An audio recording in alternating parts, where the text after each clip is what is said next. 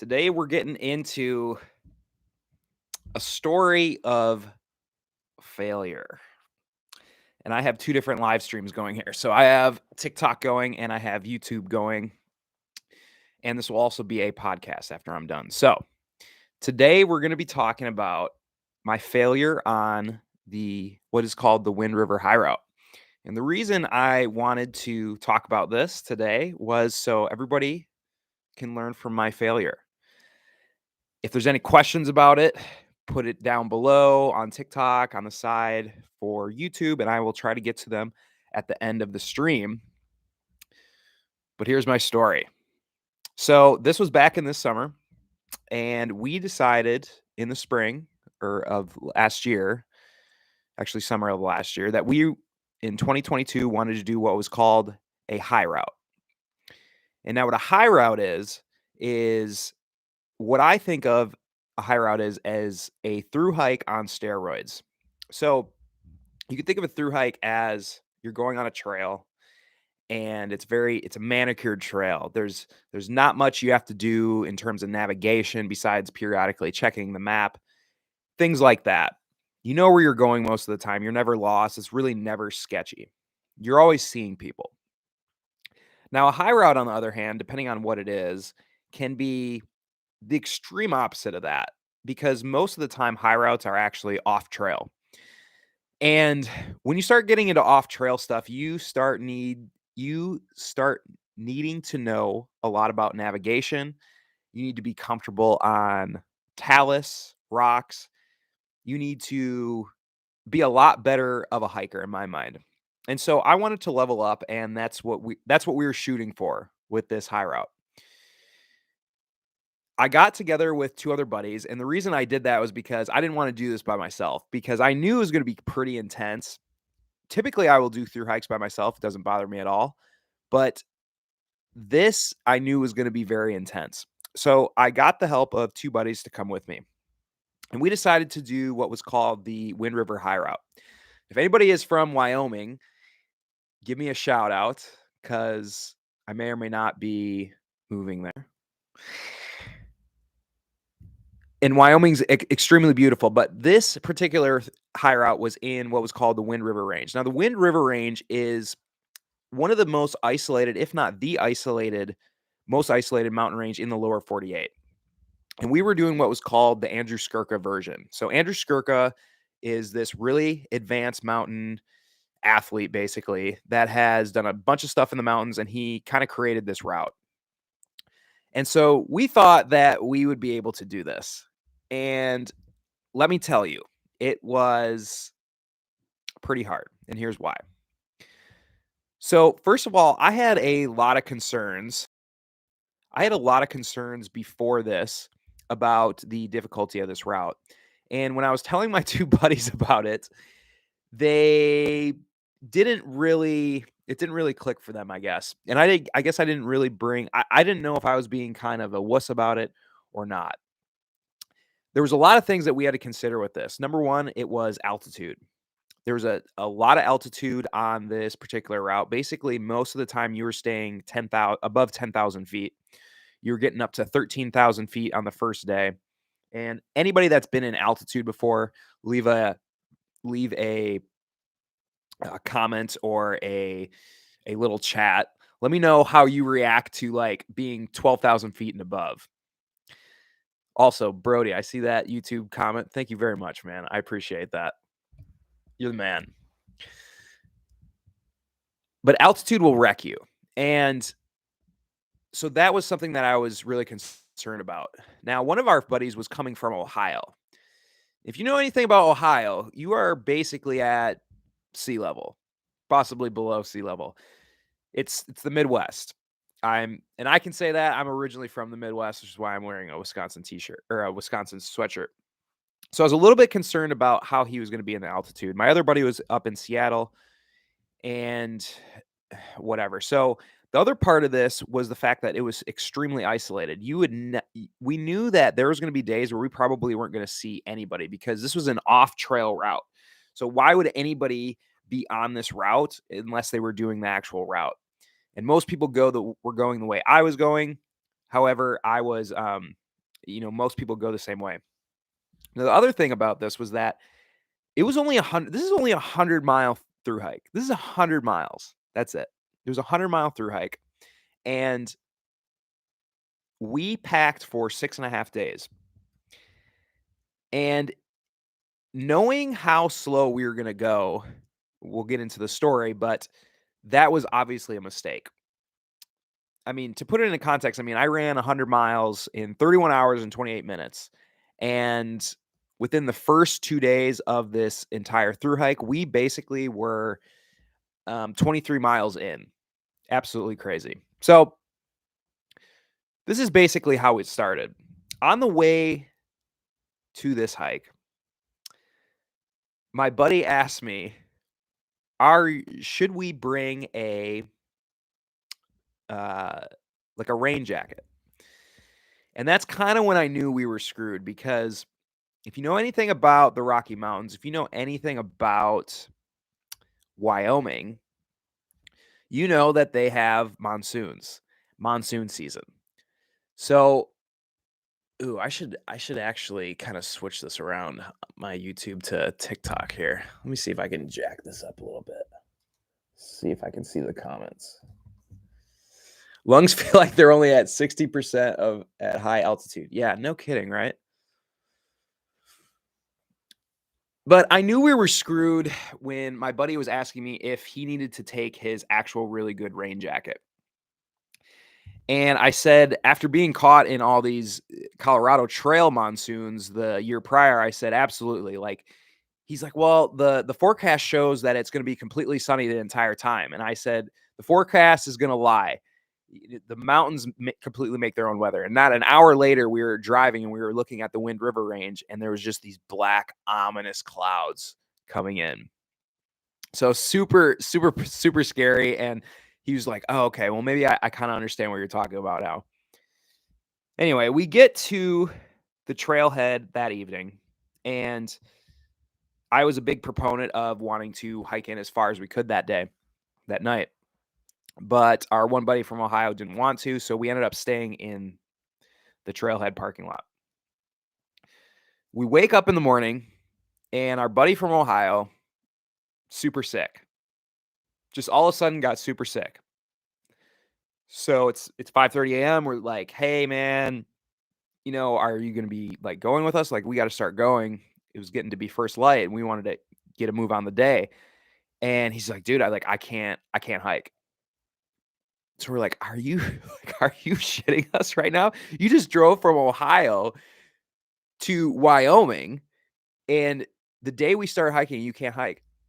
So we're like, okay, well, I guess rest up a little bit, and possibly you can meet us after we get over Wind River Peak at 13,000 feet, and you can meet us at the Big Sandy Campground.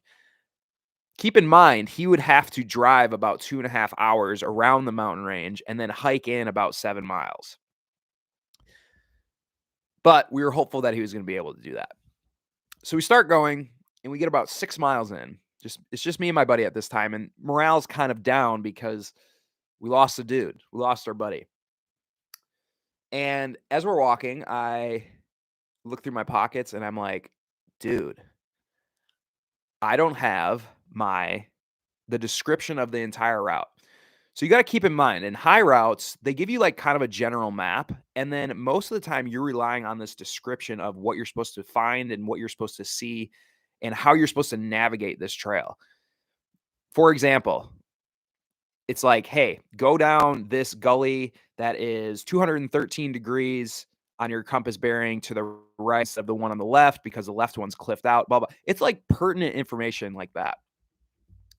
And so I'm like, dude, we're kind of screwed. So I'm trying to, because I left it in our buddy Steve's from Ohio, his car when we got to the trailhead. And I'm like, dude, I left it in there. How could I do that? And so I tried calling Steve, couldn't get a hold of him. Obviously, we don't have service. So I'm thinking hopefully as we get to the peak, we can maybe get service and we can call him. Okay, so we keep going, and we go about 11 miles by 10 a.m. And our goal was 10 by 10. That's kind of a common through hiker thing is to get 10 miles by 10 a.m. So we're going along, and we finally hit the off-trail part at about mile 15. Now, the first day, we were trying to get to 23 miles in the total of the day. And we start going up in elevation, and our objective now was Wind River Peak. And as we're starting to get to the peak, we start to get service. And we end up at the near Wind River Peak. And so I call my buddy Steve to see how he's feeling. And he answers and says that he has COVID. He ended up getting COVID somehow between coming from driving by himself from Ohio to Wyoming by himself. The only thing he ever stopped for was a change of tire. So he ends up having to he ends up getting COVID. And we're like, so what does that mean for the rest of the trip? And he's like, man, like I can't go anymore. Like I can't meet you guys. And so I'm like, dude, like you have these papers that I need for the description of the route. And he's like, oh, I'll try to email them to you. And so he did, and I ended up getting them, screenshotting them, and that was cool. But we ended that call, and he ends up driving back to Ohio. So it's a major buzzkill. So it's just me and my other buddy, David. So we look at each other and we're like, oh my God, like we just lost our buddy first day to COVID somehow. And this is like going to be like the hardest hike of our life. So it's just us two now. Haven't seen anybody all day, by the way. We get up to the nearing Wind River Peak, which is 13,100 feet. There was never supposed to be any snow up there. And if you see in the video that I'll actually put in here, that's on YouTube actually, I'm post holing all the way up to my stomach in snow before we get to the summit. The last like 200 feet was just horror, just absolutely horror. So we keep post holing, we can barely move. We're like struggling to get up to this peak. We're altitude sick. Finally, it's 5 p.m. We get to the top of the peak. This is day one, by the way. We've gone about 17 miles of the 100. With, mind you, only the last 3 to 4 miles have been off trail. So we get up to the top and we are just wrecked from altitude. Both of us are basically, I was describing it as you feel drunk without any of the good feelings. That's basically how we felt. So we get up to the top and I look at David and I said, dude, like we need to hurry up and we need to get down. And there was a couple of these tarns, which are basically glacier lakes that we could see down below. And we thought that's where our day would end. So we are now going down this talus. It was just rocky talus, loose rock everywhere. Imagine like you're hiking on the moon. That's basically what it looked like, although you were just at a giant like 45-degree slope. And all these rocks are moving. So we think we know the route down. We keep getting on these like weird mountain goat trails. Can't figure out the actual route. As we're going down, a rock we're being very careful not to loosen any rocks because you're basically going to like slide down this ravine or you're going to just break your leg and there's nobody around, right? As I'm walking, somehow just a giant boulder comes down and starting to fall on my leg and I have to bench press it off of me. And I have this on my GoPro and I was like freaked out because I'm like, dude, this is so like dangerous. We're just out here by ourselves. So we're going down. We're thinking we're going to get there. We get cliffed out. We're thinking we're going to get there. We get cliffed out again. By now it's about 7 p.m. and the sun's about to go down. So I look at David and he's like, dude, like I'm bonking hard, which just essentially means like he's low of calories and he is basically unable to keep moving, sustaining this rate of movement. Although we only have like a mile down and it's taking us this long. And I said, dude, like we cannot be up here in headlamps because first of all, we cannot pitch a tent up here. And second of all, there's no way we're going to be able to get down just in headlamps, just being able to see what's in front of us because we're having a hard enough time right now in the full daylight. She's like, okay, man. And so we end up finding actually he finds the chute down and we start slowly kind of picking our way down. And eventually we get to this tarn. And by this time, like the sun is pretty much down. And we're at about 19 miles for the day. We were trying to get to 23 miles for the day. We thought it was going to be easy. And we just are like, screw it. We just set up camp. I hadn't ate for probably 6 hours. I eat 3 Fritos, and my buddy goes, "Dude, I don't think I can do that whole thing for 6 more days." And I was actually almost kinda glad he said that because I was thinking the exact same thing. And I said, "You know what? I get it, but let's just sleep on it and let's see how we feel in the morning," because you can always say, and it goes 2 ways. When you're trying to plan a trip, when you're on the air-conditioned couch, you can plan this trip and it's awesome. And then when you actually get into the field and you start encountering some obstacles, like, it's totally different. It's the same thing when you're planning on quitting. Like, you wanna be in the correct mindset. Like, if you are gonna actually throw in the towel, like, you have to be in, like, a good enough mindset. You can't just be fatigued and do that because fatigue makes cowards of us all. So I said, let's wait until the morning. We can formulate a decision then. So we wake up in the morning and we feel, a lot better anyway. We wake up and we still have more off trail travel. So remember when I told you, yes, the day before we went 10 miles by 10 a.m. Or no, we went 11 miles by 10 a.m. The day two, going off trail, we went about 2.5 miles by 10 a.m. That's how slow we were going and just how slow it was to pick apart through the talus and trying to navigate and figure out like where we were in accordance to like the map. And now, mind you, we kind of did have a GPS route of this, like a general route, but it was still pretty sketchy. Like it just rocks everywhere, unstable ground. You had to really pick your way through. So we eventually get to this place called Blackjack Lake. And by now it's about 11, 10 a.m., whatever. And that was where we were supposed to be the day before, and it took us another half day. At this point, I'm thinking, I don't think that we are going to be able to make the rest of this route. We still have 75 miles to go, and we have basically 5.5 days of food. And the way we've been moving right now, I don't think that we're going to be able to make this. I think like we have not packed enough. And my buddy's kind of like, maybe, I don't know.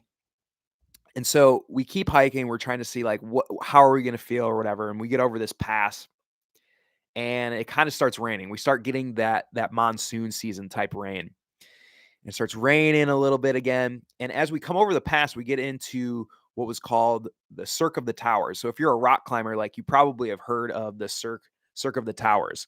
Absolutely beautiful. This big basin, basically a cirque, and there's just these different towering peaks and stuff. And we see our next objective, which is off trail again.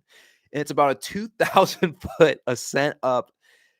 Again, another talus spread rock. Looks impossible to do, like from where we're at, with a little kind of cornice, snow cornice at the top of it. And I just like look at him. I'm like, dude, I just don't think I don't think we have it any. I was like, I don't think that I am actually mentally prepared to do the rest of this route because you got to understand that the first day was basically the easiest day of this entire route. The rest of the route was getting more. It was split into 4 sections, and each section had a percentage of off trail travel. The first section, which is what we had just done until Blackjack Lake, was the least amount of off trail travel. So we had 3 more sections of like this extreme. Okay. So I said, dude, I don't think I have it mentally in me right now to deal with all of that. We were moving so slow. So we end up saying, okay, no problem. Well, let's call it then. Because this was, mind you, this is an extremely isolated place. If we were to keep going, the only place we would bail is probably another 50 miles away. We would have to go 50 more miles in this off-trail travel, and then we could bail out some other trail for probably 2 days. It would take us. So this was really our only option. So we end up bailing out at Cirque of the Towers. But that's not the end. Not even close to the end. So at this point, we're about 25, 26 miles in. And we want to get as far. So we find this feeder trail on Gaia GPS. We find this feeder trail that will then take us out back to our starting trailhead. But we had a problem, which The problem was our buddy Steve from Ohio had already drove back to Ohio. So we had no car at that trailhead. And our rental car was at the ending point. This was a point-to-point trail. So you start here, you end here. We had parked our car here. We got picked up by Steve. He brought us all the way back to here. So our car wasn't even there. Whatever. We were just focused on trying to get out at this point because we still had a day and a half to actually walk out from where we were at. That's like, we were in pretty far. So we want to go as far as we can, and we start walking, it starts raining. We get under a tree, and I'm thinking, okay, well, we'll just, kind of huddle under this tree for a little bit and let this pass. Because typically these monsoons will come and then go fairly quickly. And so it starts raining. We get under this tree. We actually take my tent out and kind of cover up, kind of as like a blanket. And we're just kind of sitting there and waiting for it to pass. It starts getting heavier. We get thunder, lightnings around us. And I learned my lesson from the Colorado Trail, which was simply, when that happens, do not wait until you're too soaked to actually go and get into a shelter. So I'm like, okay, we need to set up my tent. So we set up my tent. We both get in there, actually. Wait for another hour. Still is getting even heavier. So he ends up setting up his tent. Gets absolutely just wrecked in the rain, just soaked. And it rains from 3 o'clock to 7 p.m. that night. So obviously we didn't do any more hiking that day. So that was kind of a morale boost or morale crusher. So we wake up in the morning and now we have about 21, 22 miles out to the starting trailhead. Great. Pretty uneventful day. We get out to the trailhead towards the evening. But the problem is how do we get from here to all the way to here now? So basically where we were was Lander, Wyoming was where our car was, basically. Actually, still not even in Lander. It was still like 20 miles outside of Lander. But then we needed to get from there all the way to Du Bois, Wyoming. If you look that up, that's like 2 hours away, and we have no vehicle. So I tell David, I'm like, dude, we're going to have to hitch. We're going to have to hitch into Lander. We're going to have to hitch into Du Bois. And he's like, who is going to pick up 2 males on the side of the road? I'm like, yeah, I know, man. Like, it's going to be a little bit tough, but it is a trail town. Like, the Continental Divide Trail actually goes through there, or a lot of CDTers come through there, I believe. And so they're kind of used to like these hitches and things like that. So we get to this trailhead and we sit there and we're waiting for car. They're passing us. And finally, this couple that had been mountain biking are sitting there and they're like, hey, do you guys need a ride? And we're like, actually, yeah, that would be great. So they end up picking us up and they get us into Lander, Wyoming. So at this time, it's like it's 8 p.m., 8:30. And they're like, yeah, there's a free park that you can stay at, actually, where all these people from around the country are always going to this free park to stay. And we're like, no way. Like, first of all, that would never happen in the PNW, like the Pacific Northwest. So we end up getting there, and there's just like tons of people there. There's a bunch of people that are doing what's it called? The Trans Am from coast to coast on the bike. All these bicyclists there. There's rock climbers. It was awesome. Vibe was up here. And I really had a good time. I was like talking to like all these different people, whatever. And so we ended up setting up our tent in the state park. And then towards evening, as I actually texted my girlfriend, I'm like, wow, this is like great. Like, this is such a great little state park. This woman is ostensibly, she's drunk, apparently. And she's wandering around the campsites, just really drunk. Her parents are there. I think she was underage. Parents are there, and they're not doing anything about it. She's just yelling, just screaming, yelling. And then she actually makes a threat towards everyone in the campground, like yells this like very loud threat that I'm not even going to repeat on here because I don't want to get like banned from these these platforms. But as soon as I heard that threat, I actually ended up calling the non-emergency number in Lander. So I call and obviously I work for the criminal justice system. So like I'm kind of used to like this type of stuff, but when you say certain things and make certain threats about things and I'm going to bed in a tent right next to you, we're going to call someone, right? So I end up calling the non-emergency number and they're like, "Okay, give us a description, blah blah blah." They end up rolling in. I kind of talk to them and they end up talking to they actually end up arresting her.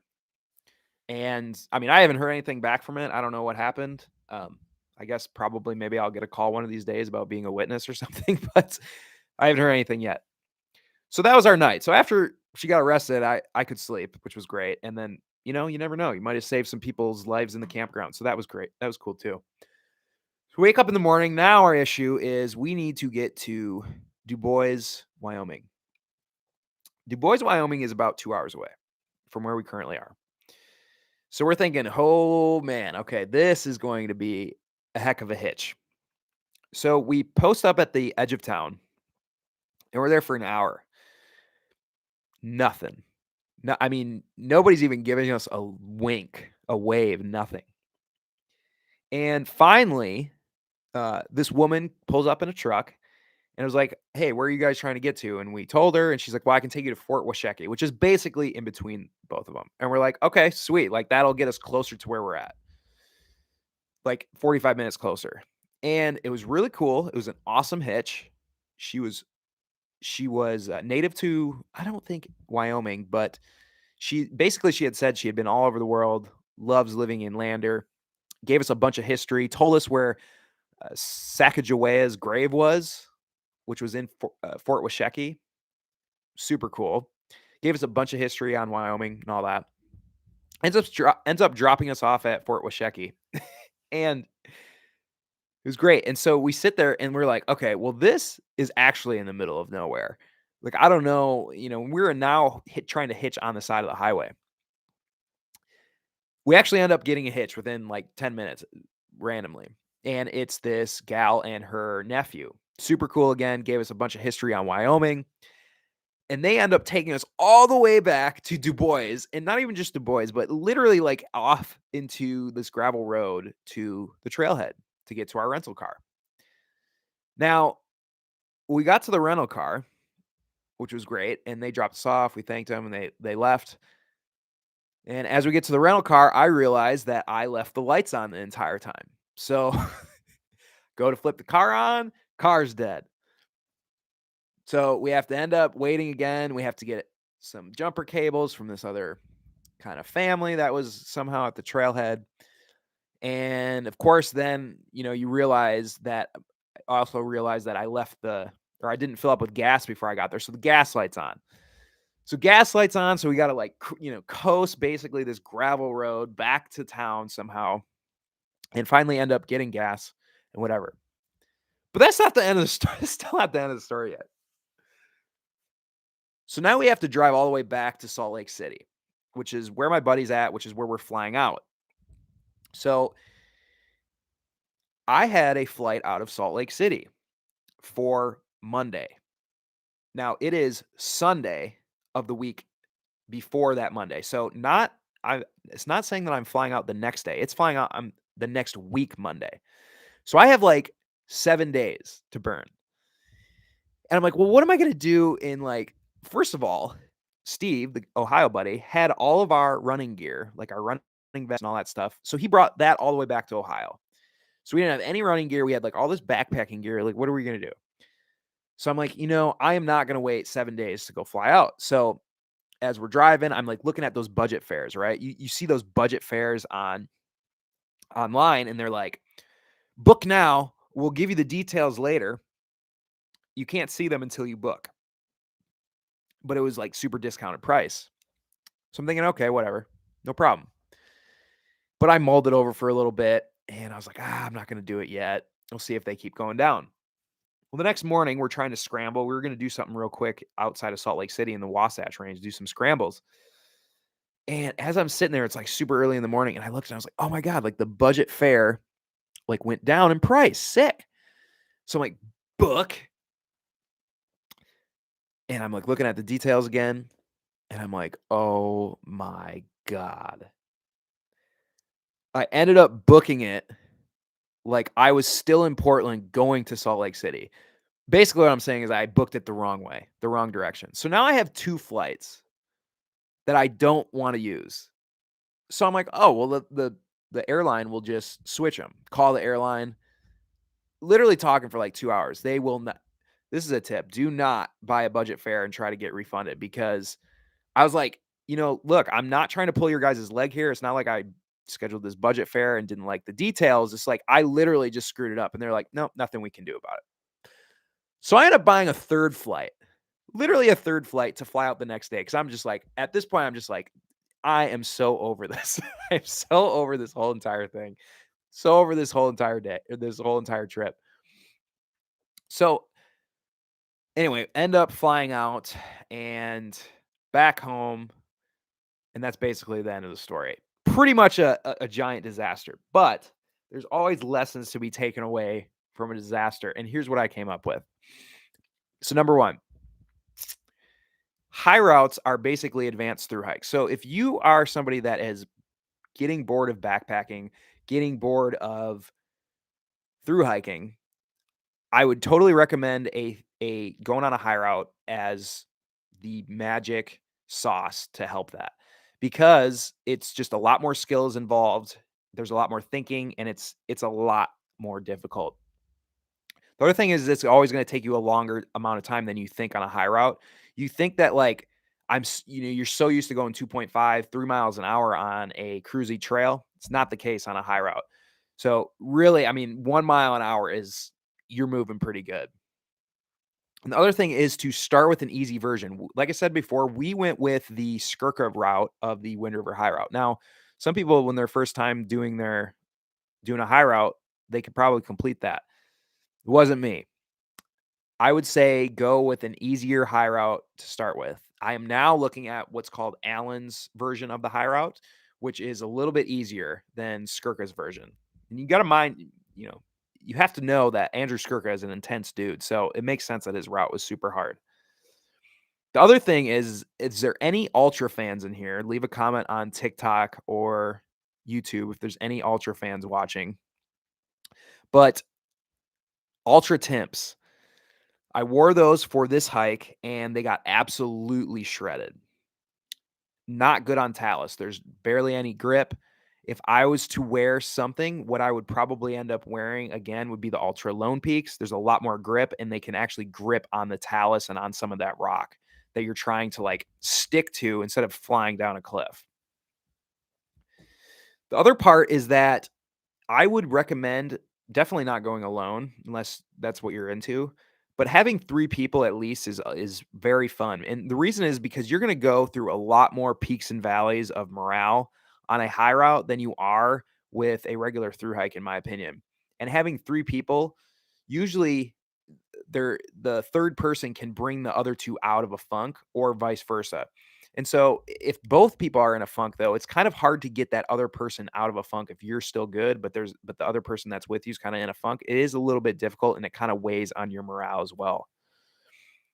And then I kind of figured out that the best part I think about through hikes for me is meeting new people, because I had a really good time when I was at that place in Lander where I was actually meeting different people and, listening to their stories and things like that. So the isolation of the Wind River High Route was something that was really tough for me. But again, I think that's something that can be mitigated if you have more people in your party. So that is my Wind River High Route story. Does anybody have any questions? I might actually respond to some on TikTok. One thing before I actually go on YouTube, I'll shut that stream down. But the video will be in the description of my YouTube live. Or if you're on TikTok right now, you can actually go to my YouTube in my profile and you can see I think it's called My Hardest Hike Ever, Wind River High Route. So it's a really good video to watch if you want a visual of this type of stuff. So yeah. But other than that, I'm going to shut down YouTube and I'm going to go through some of the comments that I have on the other one. Actually, no, I'm going to keep YouTube up because that's going to end up being what I rip from my podcast. Let's see TikTok here. Ugh. That's right. It's on a charger. Okay. What do we got here?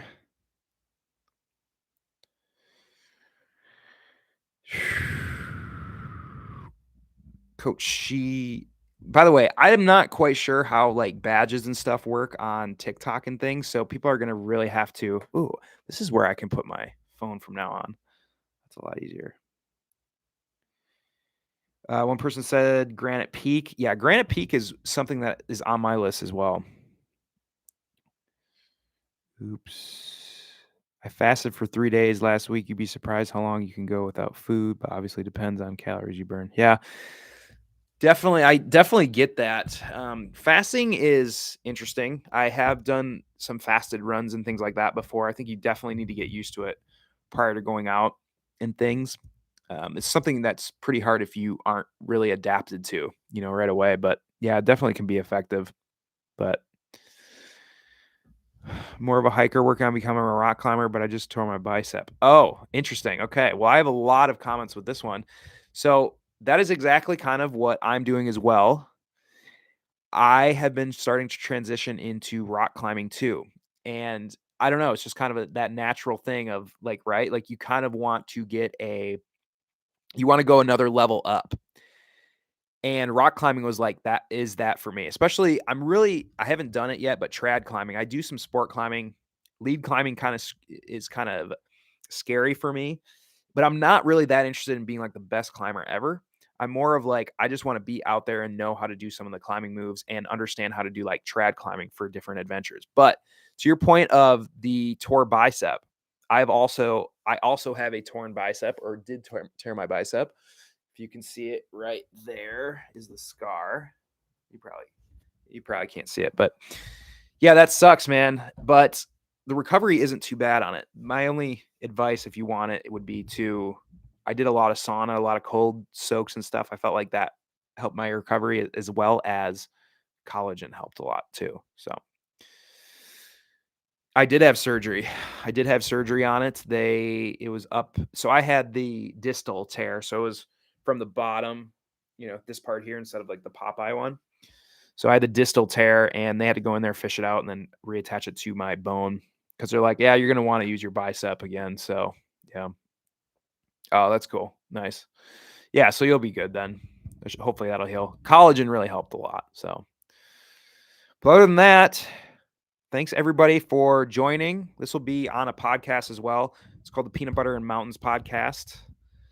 And it's where I'm going to be putting these lives and doing some other stuff like that. But also check out my YouTube channel if you want to see the video for the Wind River High Route that I was talking about. So, all right, peace out.